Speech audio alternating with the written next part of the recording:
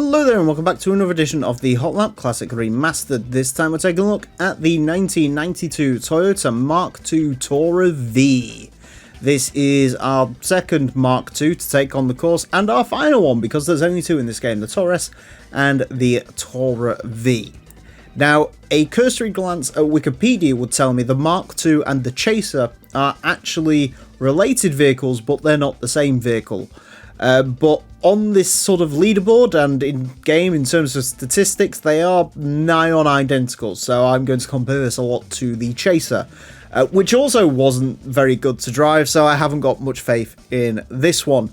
It does look cool though. I love this sort of colour the racing mod comes in. I think this is the identical race mod to what we had on the Tourer S. I believe I ran that in blue, well as this comes in yellow, and I think a dark green's the other colour.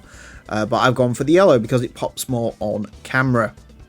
Yeah, it helps to make a car which, let's be honest, is quite dull looking, as most Toyota saloons from the 90s were. Yes, I know, Legends and Drift Missiles and 2Js and whatever. But let's be honest, these cars are not aesthetically pleasing. They are white goods, really, just with ridiculous engines. So, yeah, this race mod helps to liven up a little bit. Front engine rear drive, 433 horsepower, 1,238 kilos. I strongly suspect this is not going to be that quick. And I strongly suspect... 5 speed, okay. It has 5 speeds. I was not expecting that. Anyways, the Toyota Mark II Tourer V is going to have 6 laps of the Motorsports Land track in order to set the best time it possibly can. Our current leader is the Audi TT LM Edition. That car set time of a 26.690. The Mark II Tourer V is not going to be beating that. In terms of lap time, we have had the Tourer S and it was slow. So the Tourer S set time of a 32.1, the Chaser Tourer S set time of a 32.1, the Chaser Tourer V set time of a 31.4. So if the logic's correct and the Mark II Tourer S was about 0.1 quicker than the Chaser, then this should be 0.1 quicker than the other Chaser, the Tourer V, right? Yeah, it seems like that's pretty accurate. 31.226 on its first run. This is not very pleasant to drive, to be honest. And that's weird, because the Toyota saloon cars are a little bit all over the place. The popular ones, the Chasers and stuff like that, seem to not drive particularly nice, and yet you can get cars like the Aristos, which have mad power, and they're actually very nice to drive. The 91 Aristo, despite having a 4-speed and more power than this, was actually very, very competitive, set like a 30.4. Lexus GS 400 was quick. I think the only Aristo that wasn't great was the naturally aspirated one, which makes 100% perfect sense. This looks like a car that as soon as you try to push it, that's where the problems arise. Yeah, it's weird.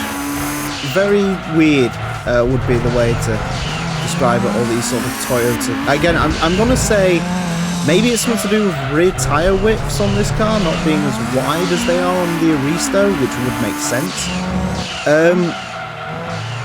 The other way I'd maybe describe this, and this is not a good thing, is it almost feels like it's clipping into the ground slightly.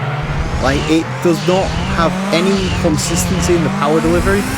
I'm not being funny. For a rear-wheel drive car, especially one that's sort of got a turbo, and I think this is a stage 3 turbo, which isn't even like the worst sort of turbo you can get, that's the stage 4. It feels very... it should not be spinning the wheels this much. It's only 424 horsepower. That's not a ridiculous amount, really, considering. But on its first lap, it did what it needed to do, really, and beat the Chaser by 0.2, not 0.1. So The Mark II's apparently a subtle improvement, which makes me wonder how bad the Chaser was to drive compared to this. Yeah, weird. Just very strange, weird, not pleasant. Don't like that. Don't like that at all. Lap times sort of all over the place, apparently, which makes sense for a car that's as undrivable as this. I would say if you could get on a roll with this, you could probably do a 31.1. But there's a lot of luck involved in that. And that's just, it doesn't comply. You try and do, you know, take sort of narrower lines and cut a bit more track. If the rear end slides out, try and take wider lines, the rear end slides out. There's no winning in a car like this, which is unfortunate, but then the ropes. A 31.226 will place this into 311th place. Goes in between an Aston Martin DB7 Volante and a Vauxhall Vectra, which is a place a Mark II Tourer V has never ended up before. It is slightly quicker than the Dodge Stratus, quicker than the Alfa Romeo 166, quicker than the Nissan Primera 95. It's actually with some relatively okay company there. It's quicker than a naturally aspirated Supra, and a bunch of sort of disappointing Celicas and stuff like that. Slightly slower than Acura NSX, that was a 4-speed, Alfa Romeo 155, Daihatsu Storia rally car, Dodge Neon. It's in that weird place of the leaderboard where it actually looks half decent, but if you sort of look at it as a whole, it's not that great. It's around a lot of sort of front-wheel drive, mediocre saloon cars, so yeah, probably better than it deserves to have done, but still not particularly great, it does have to be said. Anyways, that's it for this episode. Thank you all very much for watching. Join me next time when I will be driving something completely different. Until then, farewell.